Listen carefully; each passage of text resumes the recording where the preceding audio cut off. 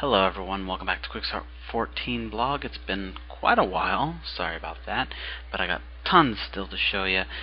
What you're looking at here is Molten Core, our raid. We pulled together our own special old school night for raiding, and we decided to do something that I've never done before, and a lot of old members haven't done in a very, very long time, and that was Molten Core.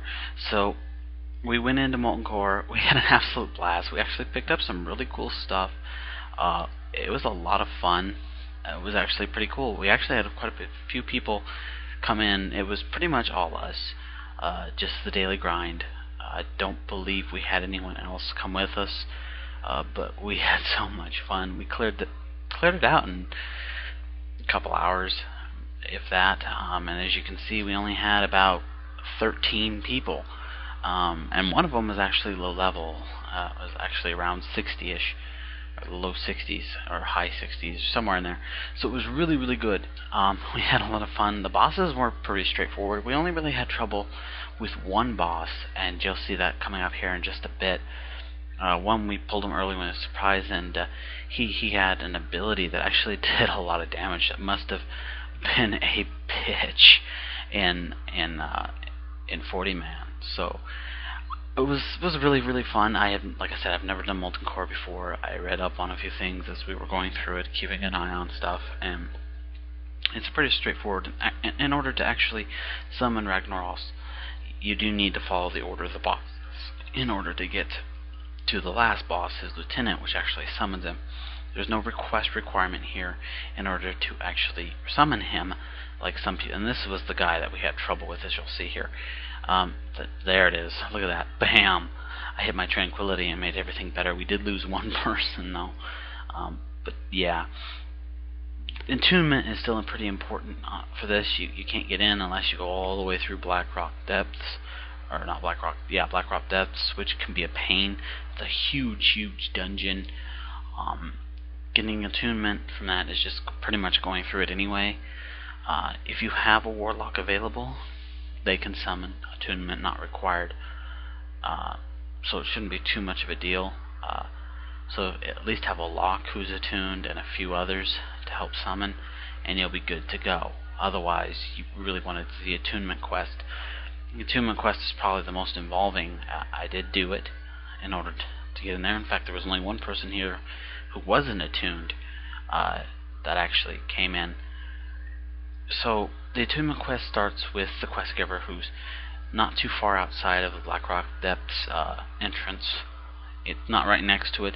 It's back further out, right when you get ready to go into that cave in there. You pick it up from them. You're going to need a key to get to a lot of places in Blackrock Depths, and you're going to have to pick that up from a ghost, that quest line, from an actual ghost who's in the tomb. And in order to get that, you have to be dead. Not very hard. Jump in the lava. You're good to go. So that's not too hard. Once you have that quest, you can finish that. You can get the key, and you can finish your attunement quest.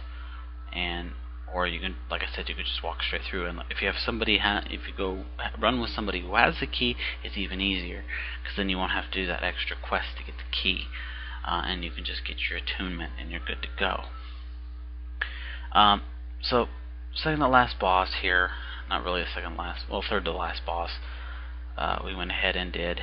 You have to kill all the other bosses to get the lieutenant to show up at his little mound. And the lieutenant fight is actually something we're familiar with, a trick fight. Instead of trying to kill him, your job is to actually kill all his friends. He has some healers and some other things, and you need to kill all of them, and then beat on him until he gets a certain low amount of health, and then he'll surrender. So it's a tricky fight. It's something that probably was very original back when Molten Core was out,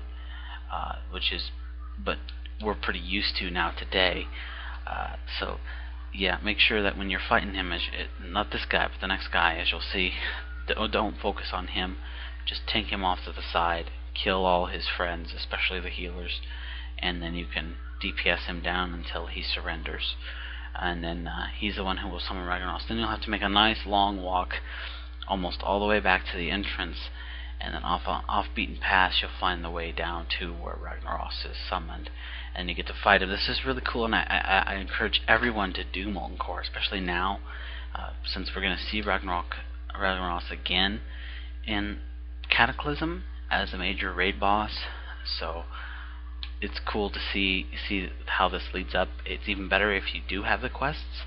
Go ahead and pick those up, follow the storyline if you're a real lore nerd, or you can of course read up on it and just do it for the achievement.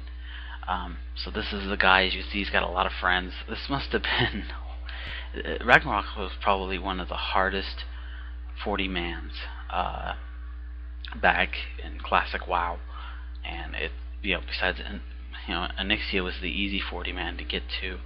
It was the upfront one. The Ragnaros line and everything leading to it is very in-depth and takes quite a bit. And as you can see, as soon as he gets that, he surrenders. He does his little spiel.